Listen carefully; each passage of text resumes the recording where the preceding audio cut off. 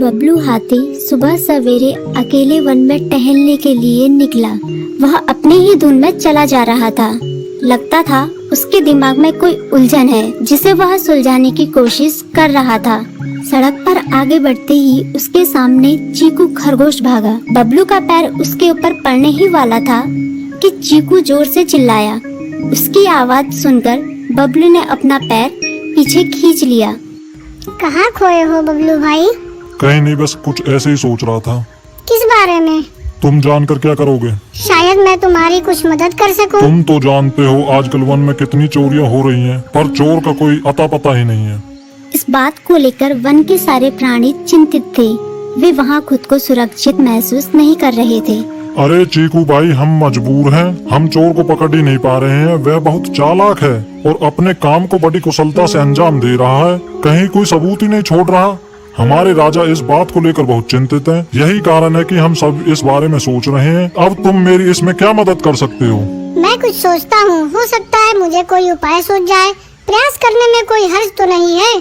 तुम ठीक कहते हो चीकू, लेकिन वन के गुप्तचर भी अभी तक इसका कोई हल नहीं निकाल सके। इतना कहकर वे चुप हो गए। बबलू की बातों ने चीकू को सोचने के लिए मजबूर कर दिया। चीकू को उदास देखकर बबलू बोला, तुम अपना मन छोटा मत करो। मुझे अच्छा लगा कि तुमने मेरी परेशानी को समझा। कभी मैं भी इस वन के लिए गुप्तचर का काम करता था। एक बार मेरी टांग टूट जाने से मेरे अंदर फुर्ती नहीं रही। तब से मैंने यह काम छोड़ दिया। चीकू, तुम चाहो तो यह काम दोबारा कर सकते हो। वन के प्राणी ज्यादातर दिन में भोजन की तलाश करते हैं, वे रात को आराम करते हैं। तुम दिन रात दोनों में ही भोजन की तलाश में निकल सकते हो सकता है रात को तुम्हें कुछ ऐसी बातों का पता चल जाए जो हमारे काम की हो। हाँ बबलू, तुम ठीक कहते हो। मैं आज रात को वन में घूम कर इस बात का पता करने की कोशिश करता हूँ। थोड़ी देर बातें करके चीकू अपने बिल की ओर बढ़ गया और बबलू अपने रास्ते चला गया। चीकू के दिमाग में अभी तक बबलू की कई बातें घूम रही थी। उसे समझ नहीं आ रहा था वह बबलू की मदद कैसे करे। दिन भर वह उसी उधेड़-बुन में लगा रहा।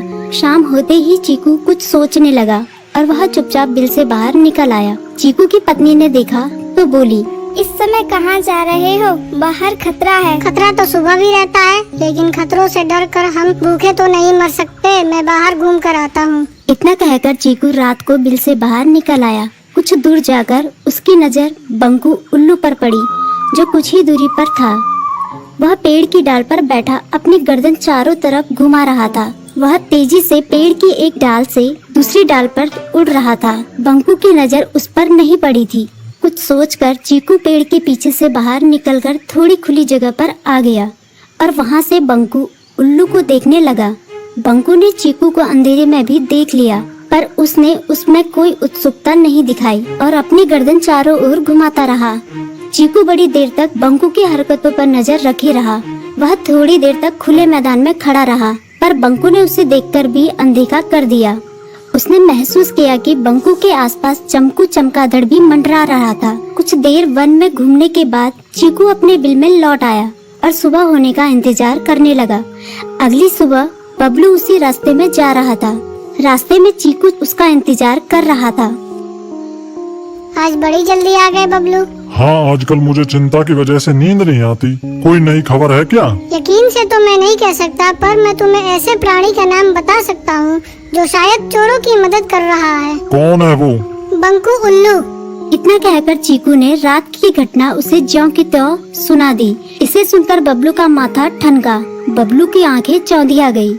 तुम ठीक कह रहे हो। मुझे आज रात बंकू और चमकू पर नजर रखनी होगी। इतना कहकर वे दोनों अपने अपने रास्ते चले गए।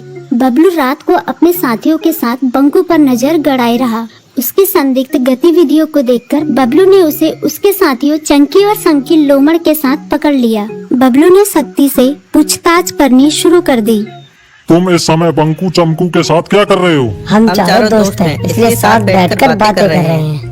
चमगादड़ और उल्लू की दोस्ती तो समझ में आती है, पर लोमड़ के साथ दोस्ती कैसे हो सकती है? सख्ती से पूछने पर दोनों ने अपना जुर्म कबूल कर लिया और सभी चोरियों के बारे में बताया जो उन्होंने कुछ दिन पहले वन में की थी। बबलू ने उनके चोरी का सारा सामान भी बरामद कर लिया। बंकू और चमकू को अभी तक समझ में नहीं आ रहा था कि वो इतनी आसानी से कैसे पकड़ में आ गई।